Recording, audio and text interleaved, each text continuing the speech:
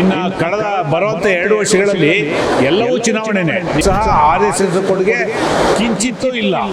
ನನ್ನ ನೇರ ಪ್ರಶ್ನೆ, ನಿಮಗೆ ನಗು ಬರ್ತಾ ಇಲ್ವಾ ಅಂತೇಳಿ. ಯಾಕೆ ಅಶೋಕ್ ಇರ್ಬೋದು, CT ರವಿ ಇರ್ಬೋದು, ಅದ್ಯಾರೋ ಒಬ್ಬ XMP ಇದ್ದಾರೆ ಮೈಸೂರಿನವರು, ಅವರು ಪ್ರತಾಪ್ ಸಿಂಹ, ಚಲವಾದಿ ನಾರಾಯಣ ಸ್ವಾಮಿ, ಇವರೆಲ್ಲ ಪುನರ್ವಸತಿ ಕೇಂದ್ರದ ಗಿರಾಕಿಗಳು. ಅಧ್ಯಕ್ಷರ ಅಧಿಕಾರ ಹಸ್ತಾಂತರದ ಕಾರ್ಯಕ್ರಮ ನಡೆಯುತ್ತೆ ಅನ್ನೋ ವಿಶ್ವಾಸ ನಮಗಿದೆ. ಈಗ ನಾಳೆ ನೀಟ್ ಪರೀಕ್ಷೆ ಬೇರೆ ಇದೆ, ವಿದ್ಯಾರ್ಥಿಗಳಿಗೆ ಟ್ರಾಫಿಕ್ ತೊಂದರೆ ಆಗುತ್ತೆ. ಅದೇ ಕಾರಣಕ್ಕೆ ಸಾರ್ವಜನಿಕರಿಗೆ ಮತ್ತು ವಿದ್ಯಾರ್ಥಿಗಳಿಗೆ ತೊಂದರೆ ಕೊಡಬಾರ್ದು ಅನ್ನೋ ಕಾರಣಕ್ಕೆ 2 ವಿಷಯಗಳಿಗೆ ಪ್ರಾಮುಖ್ಯತೆಯನ್ನು ಕೊಟ್ಟಿದ್ದೇವೆ. ಮೊದಲನೇದು ಭಾನುವಾರ ಆಯ್ಕೆ ಮಾಡ್ಕೊಂಡಿದ್ದೇವೆ. ಎರಡನೇದು ಪಕ್ಷದ ಎಲ್ಲ ಕಾರ್ಯಕರ್ತರಿಗೆ ನಾವು ಕರೆಯನ್ನು ಕೊಟ್ಟಿಲ್ಲ. ಯಾರು ಹೆಚ್ಚು ಸಕ್ರಿಯವಾಗಿದ್ದಾರೆ ಅಂಥವ್ರಿಗೆ ಮಾತ್ರ ಕರೆದಿದ್ದೇವೆ. ಪಕ್ಷದ ಅಭಿಮಾನಿಗಳಿಗೂ ಸಹ ನಾವು ಕರೆಯನ್ನು ಕೊಟ್ಟಿಲ್ಲ, ಬೇರೆಯವ್ರಿಗೆ ತೊಂದರೆ ಮಾಡಬಾರ್ದು ಅಂತೇಳಿ. ಯಾವುದೇ ಕಾರಣದಿಂದ ಒಂದು ಸಣ್ಣ ತಪ್ಪು ಸಹ ನೀಟ್ ಪರೀಕ್ಷೆಗೆ ಆಗದ ರೀತಿಯಲ್ಲಿ ನಾವು ಜವಾಬ್ದಾರಿನ ತಗೊಂಡಿದ್ದೇವೆ. ಸರ್, ಹರಿಪ್ರಸಾದ್ ಅವರು ಹಿರಿಯ ನಾಯಕರು, ದೇಶದ ವಿವಿಧ ರಾಜ್ಯಗಳಲ್ಲಿ ಉಸ್ತುವಾರಿಯನ್ನು ನಿರ್ವಹಿಸಿದವರು. ಸೊ ಅಂಥವರು ಕರ್ನಾಟಕ ರಾಜ್ಯಕ್ಕೆ KPCC ಅಧ್ಯಕ್ಷರಾಗಿ ಆಯ್ಕೆ ಆಗ್ತಾ ಇದ್ದಾರೆ. ಸೊ ಕಾಂಗ್ರೆಸ್ ಪಕ್ಷಕ್ಕೆ ಇನ್ನಷ್ಟು ಬಲ ಬರುತ್ತೆ? 100ಕ್ಕೆ 100. ಯಾಕೆಂದರೆ ಇಡೀ ರಾಜ್ಯದ ಪಲ್ಸ್ ಅವ್ರಿಗೆ ಗೊತ್ತಿದೆ, ಸಂಘಟನೆ ಗೊತ್ತಿದೆ, ಕಾರ್ಯಕರ್ತರ ಭಾವನೆಗಳನ್ನ ಅರ್ಥ ಮಾಡ್ಕೊಂಡಿದ್ದಾರೆ, ಮತ್ತು ಕಾರ್ಯಕರ್ತನ ಯಾವ ರೀತಿ ನಡೆಸ್ಕೋಬೇಕು ಅನ್ನೋದು ಅವರಿಗೆ ಚೆನ್ನಾಗಿ ಗೊತ್ತಿದೆ. ಹಾಗಾಗಿ ಒಂದು ಅತ್ಯಂತ ತಳಮಟ್ಟದ ಸಂಘಟನೆ ಅವರಿಗೆ ಗೊತ್ತಿರೋದ್ರಿಂದ ಪಕ್ಷವನ್ನು ಮತ್ತಷ್ಟು ಬಲಯುತವಾಗಿ ಸಂಘಟನೆ ಮಾಡೋದಕ್ಕೆ. ಯಾಕೆಂದರೆ ಇನ್ನು ಕಳೆದ ಬರುವಂಥ 2 ವರ್ಷಗಳಲ್ಲಿ ಎಲ್ಲವೂ ಚುನಾವಣೆನೇ. ನೀವು ಗ್ರಾಮ ಪಂಚಾಯತಿಯಿಂದ ಹಿಡಿದು ತಾಲೂಕ್ ಪಂಚಾಯತಿ, ಜಿಲ್ಲಾ ಪಂಚಾಯತಿ, ಗ್ರೇಟರ್ ಬೆಂಗಳೂರು, ಕಾರ್ಪೊರೇಷನ್ನು ಮತ್ತು ಅಸೆಂಬ್ಲಿ ಎಲೆಕ್ಷನ್ಗಿಂತ ಮುಂಚೆ 25 MLC ಲೋಕಲ್ ಬಾಡಿ ಎಲೆಕ್ಷನ್ ಬರುತ್ತೆ ಜನವರಿ 28ಕ್ಕೆ. ಹಾಗಾಗಿ ಎಲ್ಲ ಚುನಾವಣೆಗಳನ್ನ ಗೆಲ್ಲೋದ್ರ ಜೊತೆಗೆ 28ರಲ್ಲಿ ಕರ್ನಾಟಕದಲ್ಲಿ ಮತ್ತೆ ಅಧಿಕಾರ ಪಡೆಯೋದರ ಮೂಲಕ ರಾಹುಲ್ ಗಾಂಧಿರವ್ರನ್ನ ಈ ದೇಶದ ಪ್ರಧಾನಿ ಮಾಡೋದಕ್ಕೆ ಕರ್ನಾಟಕದ ಬೆಂಗಳೂರಿನಲ್ಲಿ ಬುನಾದಿ ಹಾಕಬೇಕಾಗಿದೆ.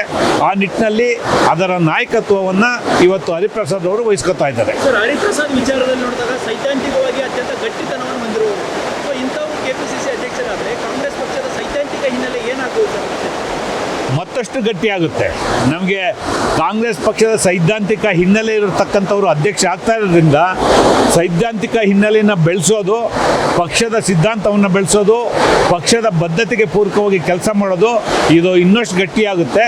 ಕರ್ನಾಟಕದಲ್ಲಿ ಕಾಂಗ್ರೆಸ್ ಪಕ್ಷದ ಬೇರುಗಳು BK ಹರಿಪ್ರಸಾದ್ ಅವರ ಮೂಲಕ ಭಾಳಷ್ಟು ಆಳಕ್ಕೆ ಇಳಿಯುತ್ತೆ ಅನ್ನೋದು ನನ್ನ ಭಾವನೆ. ಸದ್ಯ ಪ್ರಿಯಾಂಕ್ ಖರ್ಗೆ ಅವರು ಗೃಹ ಸಚಿವರಾಗಿದ್ದಾರೆ, ಒಂದು ಕಡೆ RSS ವಿರುದ್ಧ ಸಮರವನ್ನು ಸಾಕ್ತಾ ಇದ್ದಾರೆ. ಸೊ ಹರಿಪ್ರಸಾದ್ ಅವರು ಅಧ್ಯಕ್ಷರಾಗ್ತಾರೆ, ಯಾವೆಲ್ಲ ಈ ವಿಚಾರದಲ್ಲಿ ನಿಲುವನ್ನು ಈಗ RSS ವಿರುದ್ಧವಾದಂಥ ನಿಲುವು ಪ್ರಿಯಾಂಕಾ ಖರ್ಗೆ ಅವರದು, BK ಹರಿಪ್ರಸಾದ್ ಅವ್ರದ್ದು ಅಲ್ಲ, ಅದು ಕಾಂಗ್ರೆಸ್ ಪಕ್ಷದ ನಿಲುವು. ಕಾಂಗ್ರೆಸ್ ಪಕ್ಷದ ನಿಲುವಿಗೆ ಪೂರಕವಾಗಿ ಪ್ರಿಯಾಂಕಾ ಖರ್ಗೆ ಅವರು, BK ಹರಿಪ್ರಸಾದ್ ಅವರು ಕೆಲಸವನ್ನು ಮಾಡ್ತಾ ಇದ್ದಾರೆ. ಇವತ್ತು ಯಾವ ಕಾರಣಕ್ಕೆ ಈ ದೇಶದಲ್ಲಿ RSS ಬ್ಯಾನ್ ಆಗಿತ್ತು ಅಂತೇಳಿ ಭಾಳಷ್ಟು ಜನಕ್ಕೆ ಇತಿಹಾಸ ಮರ್ತೋಗಿದೆ. ಅದನ್ನು ಜ್ಞಾಪಿಸುವಂಥ ಕೆಲಸವನ್ನು ಮಾಡಬೇಕಾಗಿದೆ. ಈ ದೇಶದ ಸ್ವಾತಂತ್ರ್ಯ ಹೋರಾಟದಲ್ಲಿ ಯಾವತ್ತೂ ಸಹ RSS ಕೊಡುಗೆ ಕಿಂಚಿತ್ತೂ ಇಲ್ಲ. ಹಾಗಾಗಿ ಇವತ್ತು ಈ ದೇಶಕ್ಕೆ ಎಷ್ಟು ಅಪಾಯಕಾರಿ RSS ಅನ್ನೋದನ್ನು ನಮ್ಮ ನಾಯಕರು ಹೇಳ್ತಾ ಇದ್ದಾರೆ, ನಮ್ಮ ಪಕ್ಷ ಹೇಳ್ತಾ ಇದೆ. ಅದನ್ನು ಮತ್ತಷ್ಟು ಗಟ್ಟಿ ಧ್ವನಿಯಲ್ಲಿ ಹೇಳೋಂಥ ಕೆಲಸವನ್ನು ನಾವು ಮಾಡ್ತೇವೆ. RSS ಪತ್ರ ಬರೆಯುವ ಅವಶ್ಯಕತೆ ಇತ್ತ ಸರ್? ಈಗ ಸದ್ಯಕ್ಕೆ ಪ್ರಿಯಾಂಕ್ ಖರ್ಗೆ ಅವರು ಮಾಡಿರೋ ಸರಿ ಪತ್ರ ಬರೆಯ ಅವಶ್ಯಕತೆ ಇತ್ತ ಅನ್ನೋದಕ್ಕಿಂತ ನಮ್ಮ ರಾಜ್ಯದ ಗೃಹ ಸಚಿವರು ಬರೆದಿರ್ತಕ್ಕಂಥ ಪತ್ರಕ್ಕೆ ಇಷ್ಟೊಂದು ತಲ್ಲಣ ಉಂಟಾಗುತ್ತೆ RSSನಲ್ಲಿ ಅಥವಾ RSS ಬೆಂಬಲಿಗರಲ್ಲಿ ಅಂತೇಳಿ ನಾವು ಎಕ್ಸ್ಪೆಕ್ಟ್ ಮಾಡಿರಲಿಲ್ಲ. ಸಂವಿಧಾನಕ್ಕೆ ಅನುಗುಣವಾಗಿ, ಸಂವಿಧಾನದ ಆಶಯಕ್ಕೆ ಅನುಗುಣವಾಗಿ ಅವರು ಏನು ಇವತ್ತು ಪ್ರಿಯಾಂಕಾ ಖರ್ಗೆ ಅವರು ಪತ್ರವನ್ನು ಬರೆದಿದ್ದಾರೆ, ಅದಕ್ಕೆ ಉತ್ತರವನ್ನು ಕೊಡಬೇಕಾಗುತ್ತೆ. ಅದು ಅವರ ನೈತಿಕತೆ ಇದೆ, ಅವ್ರ ಜವಾಬ್ದಾರಿ ಇದೆ, ಸಾಂವಿಧಾನಿಕ ಕರ್ತವ್ಯ ಇದೆ. ಬಹುತೇಕ ಅದನ್ನು ಪಲಾಯನ ಮಾಡುವಂಥ ಕೆಲಸವನ್ನು ಮಾಡ್ತಾ ಇದ್ದಾರೆ. ಸಾರ್ವಜನಿಕವಾಗಿ ಉತ್ತರ ಕೊಡುವಂಥ ಕೆಲಸವನ್ನು RSS ಮಾಡಬೇಕು ಅಂತೇಳಿ ಹೇಳ್ತೇನೆ. ಈ ವಿಚಾರದಲ್ಲಿ ಬಿಜೆಪಿ ನಾಯಕರ ಹೇಳಿಕೆಗಳನ್ನು ಗಮನಿಸಿದ್ರೆ ಅನ್ಸುತ್ತೆ. ಈಶ್ವರಪ್ಪ ಅವರ ಹೇಳಿಕೆಗಳಾಗಿರ್ಬೋದು, ವಿಜೇಂದ್ರ ಅಶೋಕ್ ಅವರು, ಈ ಎಲ್ಲ ಹೇಳಿಕೆಗಳನ್ನು ನೋಡಿದ್ರೆ ಎಲ್ಲ ಒಂದು ಕಡೆ ಏನು ಅನ್ಸುತ್ತೆ? ನಿಮಗೆ ನಗು ಬರ್ತಾ ಇಲ್ವಾ? ನನ್ನ ನೇರ ಪ್ರಶ್ನೆ, ನಿಮಗೆ ನಗು ಬರ್ತಾ ಇಲ್ವಾ ಅಂತೇಳಿ. ಯಾಕೆಂದರೆ ಇವರೆಲ್ಲ ಇಂಗ್ಲೀಷಲ್ಲಿ ಒಂದಿದೆ, ರಿಹೆಬಿಲಿಟೇಷನ್ ಸೆಂಟರ್ ಅಂತೇಳಿ, ಪುನರ್ವಸತಿ ಕೇಂದ್ರದ ಗಿರಾಕಿಗಳು ಇವರು. ಅಶೋಕ್ ಇರ್ಬೋದು, CT ರವಿ ಇರ್ಬೋದು, ಅದ್ಯಾರೋ ಒಬ್ಬ XMP ಇದ್ದಾರೆ ಮೈಸೂರಿನವರು, ಅವರು ಪ್ರತಾಪ್ ಸಿಂಹ, ಚಲವಾದಿ ನಾರಾಯಣ ಸ್ವಾಮಿ, ಇವರೆಲ್ಲ ಪುನರ್ವಸತಿ ಕೇಂದ್ರದ ಗಿರಾಕಿಗಳು. ಅಲ್ಲಿ ಅವ್ರಿಗೇನಾದ್ರು ಶೆಲ್ಟರ್ ಬೇಕಂತೇಳಿ RSS ಪರವಾಗಿ ಮಾತಾಡ್ತಾ ಇದ್ದಾರೆ ಬಿಟ್ಟರೆ ಅವರು ಸಹ RSS ಬಗ್ಗೆ ಬದ್ಧತೆಯನ್ನು ಇಟ್ಕೊಂಡಿಲ್ಲ. ರಾಜ್ಯ ಸರ್ಕಾರದ ನಿಲುವು ಸ್ಪಷ್ಟವಾಗಿದೆ ಸರ್ ಅಂತ. ಪಕ್ಷದ ನಿಲುವು ಸ್ಪಷ್ಟ ಇದೆ, ಸರ್ಕಾರದ ನಿಲುವು ಸ್ಪಷ್ಟ ಇದೆ, ಪ್ರಿಯಾಂಕಾ ಖರ್ಗೆ ಅವ್ರ ನಿಲುವು ಸ್ಪಷ್ಟ ಇದೆ, ಹರಿಪ್ರಸಾದ್ ಅವ್ರ ನಿಲುವು ಸ್ಪಷ್ಟ ಇದೆ, ರಾಹುಲ್ ಗಾಂಧಿ ಅವ್ರ ನಿಲುವು ಸ್ಪಷ್ಟ ಇದೆ, ನನ್ನ ನಿಲುವು ಸ್ಪಷ್ಟ ಇದೆ. ನಾವು ಪಕ್ಷದ ಸಿದ್ಧಾಂತಕ್ಕೆ ಅನುಗುಣವಾಗಿ ಕೆಲಸವನ್ನು ಮಾಡ್ತೇವೆ. ಸರ್ ಇನ್ನೊಂದು ವಿಚಾರ, ಈಗ ಸದ್ಯ ದೇಶದಲ್ಲಿ ಆಲ್ರೆಡಿ ನಡೀತಾ ಇದೆ, ಕರ್ನಾಟಕಕ್ಕೂ ಕಾಲಿಡ್ತಾ ಇದೆ SIR ವಿಚಾರ ಸರ್. ಇದೆಷ್ಟು ಪ್ರಸ್ತುತ ಸರ್ ಈಗ ಸರ್? ಜನರಿಗೆ ಮೋಸ ಮಾಡುವಂತಹ ಒಂದು ತಂತ್ರನೇ SIR. ಭಾಳ ವಿಶೇಷವಾಗಿ ಕರ್ನಾಟಕದಲ್ಲಿ ಏನು ಕಾಂಗ್ರೆಸ್ ಸರ್ಕಾರ ದೀನದಲಿತರಿಗೆ, ಕೆಳವರ್ಗದವರಿಗೆ, ಶೋಷಿತ ಸಮುದಾಯಗಳಿಗೆ ಮತ್ತು ಮಹಿಳೆಯರಿಗೆ ಗ್ಯಾರಂಟಿಗಳ ಮೂಲಕ ಏನು ಯೋಜನೆಗಳನ್ನು ಕೊಡ್ತಾ ಇದ್ದಾರೆ ಅದನ್ನು ತಡೆಯುವಂಥ ಹುನ್ನಾರವನ್ನು BJPಯವರು ಮಾಡ್ತಾ ಇದ್ದಾರೆ. ಆ ಕಾರಣಕ್ಕೆ SIR ಹೆಸರಿನಲ್ಲಿ ವೋಟರ್ ಲಿಸ್ಟಿಂದ ಮಹಿಳೆಯರ ಮತ್ತು ಶೋಷಿತ ಸಮುದಾಯಗಳ ಮತದಾನದ ಹಕ್ಕನ್ನು ಕಸಿಯುವಂಥ ಕೆಲಸಕ್ಕೆ BJP ಕೆಲಸ ಮಾಡ್ತಾ ಇದ್ದಾರೆ. ಅದಕ್ಕೆ ನಾನು ವಿನಂತಿ ಮಾಡ್ತೇನೆ ಕರ್ನಾಟಕದ ಜನರಿಗೆ, ದಯಮಾಡಿ ಕರ್ನಾಟಕದಲ್ಲಿ ನಿಮ್ಮ ವೋಟನ್ನು ಗಟ್ಟಿ ಮಾಡ್ಕೊಳ್ಳಿ. ದಯಮಾಡಿ ನಿಮ್ಮ ಮನೆಗೆ BLOಗಳು ಬಂದಂಥ ಸಂದರ್ಭದಲ್ಲಿ ಎನ್ಯುಮರೇಷನ್ ಫಾರಮನ್ನು ಭರ್ತಿ ಮಾಡೋದ್ರ ಮೂಲಕ ನಿಮ್ಮ ಮತದಾನವನ್ನು ಗಟ್ಟಿ ಮಾಡ್ಕೊಳ್ಳಿ.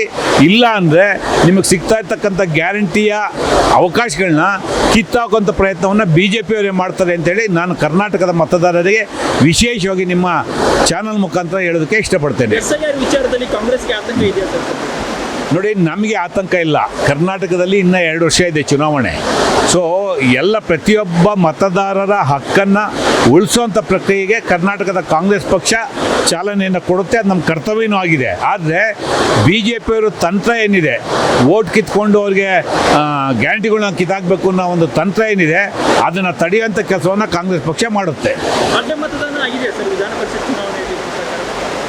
ಅವರೇ ಹೇಳ್ತಾ ಇದ್ದಾರಲ್ಲ, ನಾವು ಹೇಳೋದೇನಿದೆ, BJPಯವರು JDSನವರು ಹೇಳ್ಕೊತಾ ಇದ್ದಾರೆ ನಮ್ಮ ಪಕ್ಷದಿಂದ ಅಡ್ಡ ಮತದಾನ ಆಗಿದೆ, ತನಿಖೆ ಮಾಡ್ತೀವಿ, ಕ್ರಮ ತಗೋತೀವಿ ಅಂತೇಳಿ ಹೇಳ್ತಾ ಇದ್ದಾರೆ. ಅವರು ತಾನು ಕಳ್ಳ ಪರರಂಬ ಅಂತೇಳಿ ಹಿಂದೆ ಎಲ್ಲ ಮಾಡಿದ್ದನ್ನು ಅವ್ರು ಅನುಭವಿಸ್ತಾ ಇದ್ದಾರೆ. ಅವ್ರ ಪಕ್ಷದಲ್ಲಾಗಿರ್ತಕ್ಕಂಥ ಅಡ್ಡ ಮತದಾನಕ್ಕೆ ಅವರೇ ಉತ್ತರ ಕೊಡಬೇಕು. ಅದಕ್ಕೆ ಏನು ಕಾರಣ ಇರ್ಬೋದು ಅನ್ಸುತ್ತೆ? ಕಾರಣ ವಿಜಯೇಂದ್ರ ನಾಯಕತ್ವ ಒಪ್ಪಲ್ಲ BJPಲಿ, ಅಶೋಕ್ ನಾಯಕತ್ವ ಒಪ್ಪಲ್ಲ. ಇವ್ರ ಕಾಲಿಳಿಯಕ್ಕೆ ಅವರು, ಅವ್ರ ಕಾಲಿಳಿಯಕ್ಕೆ ಇವರು. ಆ ಪಕ್ಷದಲ್ಲಿರ್ತಕ್ಕಂಥ ಆಂತರಿಕ ಗುಂಪುಗಾರಿಕೆಯಿಂದ BJPಲಿ 7 ಮತ ಅಡ್ಡ ಮತದಾನ ಆಗಿದೆ. JDSನಲ್ಲಿ ಅವ್ರು ಮಾಡೋದೆಲ್ಲ ವ್ಯಾಪಾರ. ಪ್ರತಿ ಸಲ MLC ಟಿಕೆಟ್ಗಳನ್ನ ಮಾರಾಟ ಮಾಡ್ಕೋತಾರೆ. ಯಾವ ಗೋವಿಂದರಾಜು ಅವ್ರನ್ನ ಕ್ಯಾಂಡಿಡೇಟ್ ಅಂತೇಳಿ ಘೋಷಣೆ ಮಾಡಿದ್ರು ಅವ್ರಿಗೂ ಜನತಾದಳಕ್ಕೂ ಸಂಬಂಧ ಇಲ್ಲ. ಹಾಗಾಗಿ ಅವ್ರು ಮಾಡಿರ್ತಕ್ಕಂಥ ತಪ್ಪಿನ ಫಲವನ್ನು ಅವ್ರು ಊಟ ಮಾಡ್ತಾ ಇದ್ದಾರೆ. ಅಂದ್ರೆ ನಿರೀಕ್ಷೆ ಇತ್ತು ನಿಮಗೆ 5ನೇ ಅಭ್ಯರ್ಥಿ ಗೆಲ್ತಾರೆ ಅಂತ? ನಮ್ಮ ನಿರೀಕ್ಷೆ ಅಲ್ಲ, ನಮ್ಮ ಓಟಿತ್ತು, ನಾವು ಗೆದ್ದಿದ್ದೀವಿ. 5ನೇ ಅಭ್ಯರ್ಥಿ ಸರ್? 5ನೇ ಅಭ್ಯರ್ಥಿಗೂ ನಮ್ಮ ಓಟಿತ್ತು, 140 ಓಟಿತ್ತು ನಮ್ಮದು. ನಮ್ಗೆ ಎಕ್ಸೆಸ್ ಬಂದಿದೆ. ಈಗ ನಾವು ನಿರೀಕ್ಷೆಗಿನ್ನ ಜಾಸ್ತಿ ಬಂದಿದೆ. ಅದು ಅವ್ರ ತಪ್ಪು. ನಮಗೆ 140 ಓಟು 5 ಸೀಟ್ ಗೆಲ್ಲೋದಕ್ಕೆ ಇತ್ತು, ನಾವು ಗೆದ್ದಿದ್ದೀವಿ. ಅಂದ್ರೆ ಒಟ್ಟಿನಲ್ಲಿ ಮುಖ್ಯಮಂತ್ರಿಯಾಗಿ DK ಶಿವಕುಮಾರ್ ಅವರು ಇದರಲ್ಲಿ ಸಕ್ಸಸ್ ಆಗಿದ್ರು ಅನ್ಸುತ್ತೆ. 100ಕ್ಕೆ 100 ಇಡೀ ರಾಷ್ಟ್ರದಲ್ಲಿ ಇವತ್ತು ಅವರು ಪ್ರಬಲ ಮುಖ್ಯಮಂತ್ರಿಯಾಗಿ ಹೊರಹೊಮ್ಮುತ್ತಾ ಇದ್ದಾರೆ. ಇದರಿಂದ ಕಾಂಗ್ರೆಸ್ ಪಕ್ಷ ಇನ್ನಷ್ಟು ಬಲಿಷ್ಠ ಆಗಿದೆ ಅನ್ಸುತ್ತೆ. ನಮ್ಮ ಮುಂದಿನ ಗುರಿ 28ರಲ್ಲಿ ಕರ್ನಾಟಕದಲ್ಲಿ ಮತ್ತೆ ಅಧಿಕಾರಕ್ಕೆ ಬರೋದು. 29ರಲ್ಲಿ ಲೋಕಸಭಾ ಚುನಾವಣೆಯಲ್ಲಿ ಹೆಚ್ಚು ಸ್ಥಾನವನ್ನು ಪಡ್ಕೊಂಡು ರಾಹುಲ್ ಗಾಂಧಿ ಅವರನ್ನ ಪ್ರಧಾನಮಂತ್ರಿ ಮಾಡೋದು. Thank you. ಹೆಚ್ಚಿನ ವಿಡಿಯೋಗಳಿಗೆ ಪ್ರತಿಧ್ವನಿ ಯೂಟ್ಯೂಬ್ ಚಾನೆಲ್ ಸಬ್ಸ್ಕ್ರೈಬ್ ಮಾಡಿ, ಬೆಲ್ ಐಕಾನ್ ಕ್ಲಿಕ್ ಮಾಡಿ.